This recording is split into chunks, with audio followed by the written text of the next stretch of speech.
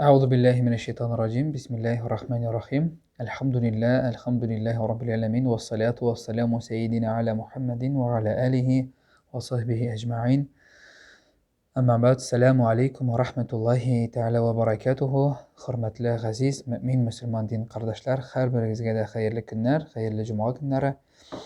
Allah'ın rahmeti, təqdiri bilen mənə şuşa dərslərimizni davam etəbiz, yazdırılarımızı, yazmamızı. İndi bizni qarab, tanıb barğan barlıq müsəlman qardaşlarımızga, millətdaşlarımızga, vatandaşlarımızga Allah'ın şeksiz rəhmətləri bolsun. Həm mənə ələ bir də aytganim yox, bu dürüst түгел, ғədil bulmazdır. Şuşa indi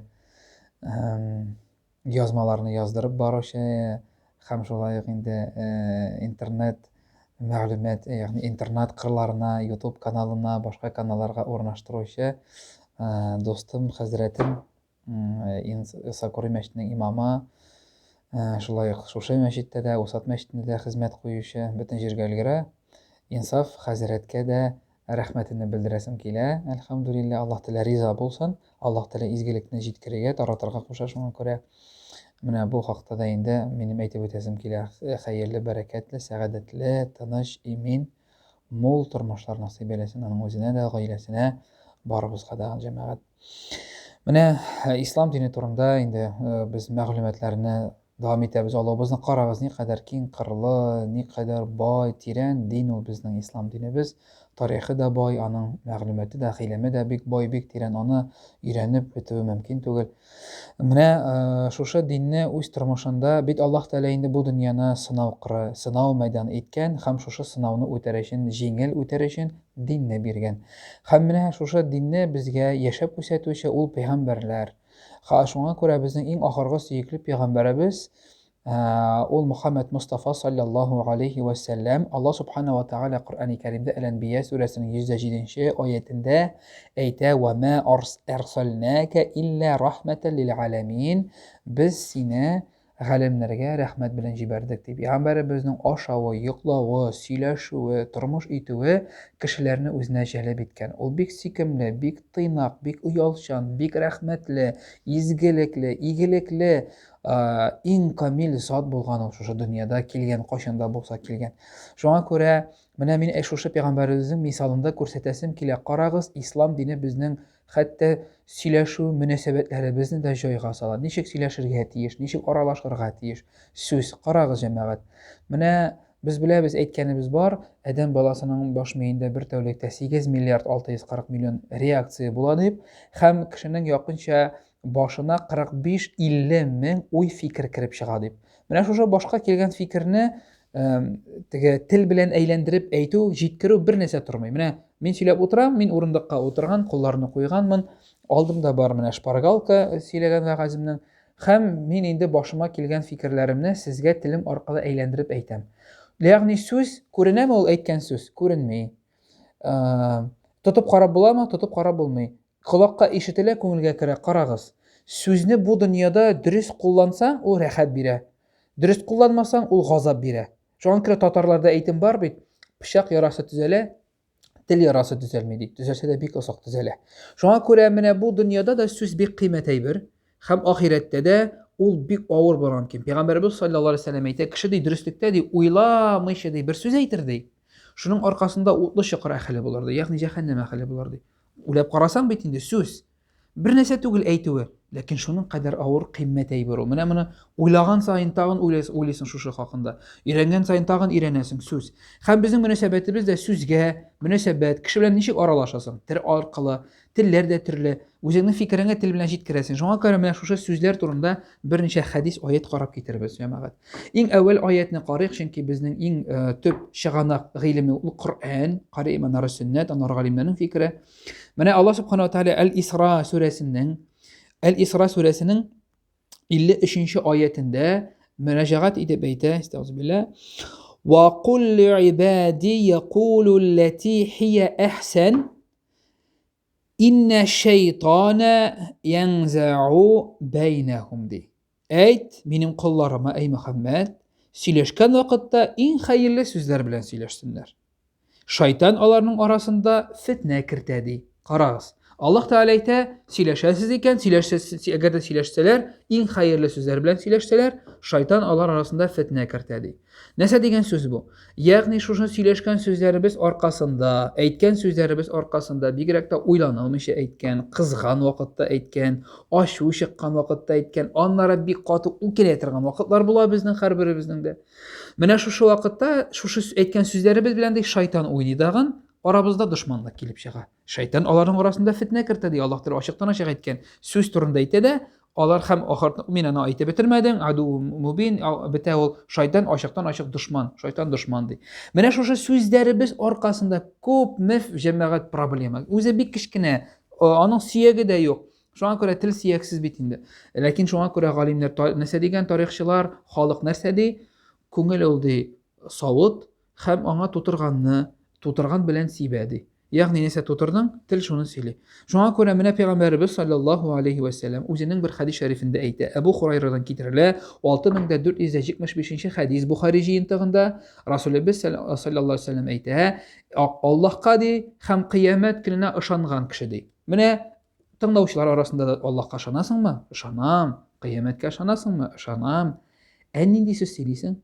Аллаһ Тәгалә әйтә, Аллаһка һәм кыямәт көненә ышанган кеше сөйләсә хәерле сүз сөйләсен, сөйләмәсә дәшмәсен ди. Хәерле сүз сөйләмәсә.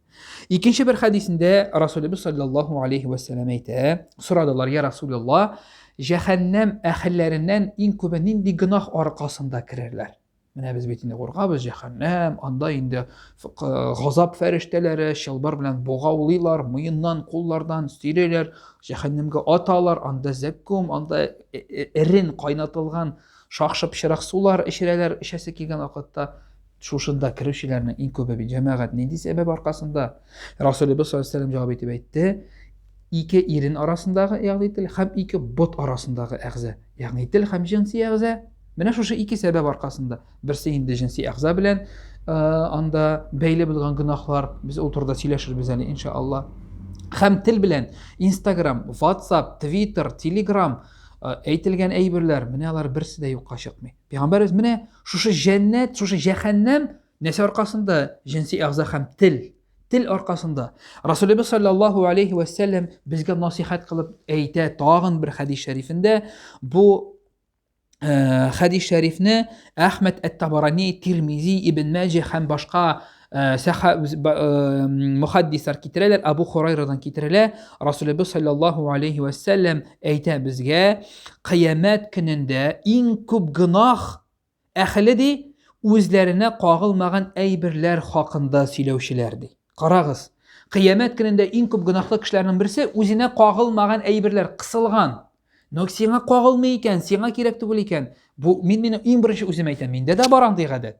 Сиңа кирәк түгел икән, кагылмый икән, кысылма. Луқмандан сорагач, эй Луқман, шушы дәрәҗәгә ничек күтәрелдең дигәч, ул әйтә, мин ди аз сүзле булдым, үземә кагылмаган әйберләргә кысылмадым ди. Үземә кагылмаган әйберләргә кысылмадым. Шуңа күрә Расулыбыз саллаллаһу алейхи ва саллям әйтә, кыямәт көнендә иң күп гөнаһлы кешеләрнең берсе ул үзенә кагылмаган әйберләр турында сөйләүче булыр ди. Шунда опять-таки Instagram, WhatsApp'лар монда бик яхшы мисал китерергә була. Менә карагыз. Һәм Расулыбыз саллаллаһу алейхи ва саллям тагын бер хадисендә безгә риваят кылып әйтә. Шулай ук Абу Хурайрадан китерелә бу хадис шәриф. Ул әйтә, кешенең Аллаһка буйсынганлыгының бер галәмәте ди. Карагыз. Кешенең Аллаһка буйсынган галәмәтенең берсе, шушы галәмәтнең берсе күрсәткече булып, аның үзенә кагылмаган мәсьәләләрнең калдыруы булыр ди. Ягъни кеше үзенә кагылмаган әйберләрне калдыра икән, бу кеше Аллаһка буйсынганның бер күрсәткече бу кешенең. Шуңа күрә тагын шушы буенча бер хадис. Шуңа күрә мөхтәрәм җәмәгать, Расулыбыз саллаллаһу алейхи ва саллям хакында Гайша анабыздан сорагач, ул ничек сөйләшә иде дип. Ул Гайша анабыз радиллаһу анха әйтә, ул ди кычкырып та сөйләшми иде, бик әкрен дә сөйләшми иде. Бик тиз дә түгел, кызу һәм бик әкрен темп белән дә сөйләшми, уртача булды. Аның голос теге тавышының күтәренкелеге уртача һәм тизлеге дә уртача. Ал әйткән булса, аны бөтен кеше аңлый иде ди. Ул кыска, ләкин бик аңлаешлы сөйли иде ди. Ул әйтә кыска җөмлә белән, ләкин шундый итеп әйтә, аны бер кеше аңлый. Һәм ул үзе хакында әйтә торган булган, мин гарәпләрнең иң менә красноречивый Ягъни инде сезнең теге тыңлаучы арасында татар телен мөкаммәл рәвештә белүчеләр булса, инде аңлыйсыздыр, красноречивый, ягъни инде иң оста, иң җиткерә белүче шундый инде оратор. Мин ди гарәпләрнең иң шушы менә иң красноречивый иде мин дип әйтә торган булган үзе хакында мактанып түгел, җиткерер өчен. Шуңа күрә пәйгамбәребез кыска булган, ләкин бик оста булган. Шуңа күрә кыскалыкта осталык диләр. Татарларда да шундый әйтеп бар. Шуңа күрә инде әгәр дә кешегә әйтәсең икән, кычкырма, әкрен дә әйтмә, тиз дә әйтмә, сине аңлый торган булсын. Сөйләшкән кешесе белән күкрәге белән борылып баса торган булган, болай иттереп башын борып, монда үзе кеше белән сөйләшеп, икенче кешегә борылмаган. Хәтта шундый хәл булган, пәйгамбәребез икенче бер кеше белән басып торган вакытта, өченче берәү килә икән, шушының белән сөйләшеп бетермичә, ул аңа карамаган. Үпкәләп китеп баручылар да булган хәтта, ләкин шушы кеше белән сөйләшеп бетергәч, шушы килгән кешене чакырып, нинди иде соравың дип сорап, аңа инде җавап бирә торган булган. Шуңа күрә менә бу әдәп, әгәр дә без күрәбез дигән ике кешенең сөйләшеп торуын, килдеңме, көтеп тор. Җавап бирмәсәләр, үпкәләмә, сабыр бул. Сабырлык ул Аллаһ Тәгаләнең бер рәхмәте һәм аның әҗере бик күп, мөхтәрәм җәмәгать. Шуңа күрә менә дин безгә ничек сөйләшергә, ничек мөнәсәбәт корырга, бу да бар җәмәгать. Инде гайбәтләр турында, инде бохтаннар, яла ягулар турында әйтеп тә тормыйм. Менә бу сөйләшү әдәбе, пәйгамбәребезнең сөйләшкәне. Ул әгәр дә җыелышка килгән булса, уртага кермәгән, кырыйда алар арасында утыра торган булган. Әгәр дә круг белән или басып торган кешеләр арасында берәү килсә, икенче берәүне торгызып урын бирү түгел, кругны шушы кругны киңәйтеп, аңа икенче бер урын бушатуны хуп күргән. Шуңа күрә башка берәүне урыннан кузгалтуны кушмаган. Пәйгамбәребез иң әдәпле, иң матур, мөкәммәл, аңлаешлы телдә сөйләүче кеше булган. Һәм без дә шушыңа омтылырга тиешбез. Үзебез күзгә күз, йөзгә йөз күкрәк белән борылып, матур итеп, аңлаешлы, хәерле рәвештә бер-беребезгә сөйләшик. Авыр сүзләр әйтмик. Алар һәрберсе языла. Менә кай вакытта уйламыйча гына әйтәсең, ә бит кыямәт көнендә шушы сүзләребез дә безнең өчен бу дөньяда җиңел булса да әйтүе, бигрәк тә телефоннардан аша, кыямәт көнендә ул бик авыр булырга мөмкин, безгә бер зур бер минус булырга мөмкин. Бу тормышта да ул безгә бәрәкәт китерми, авырлык китерә.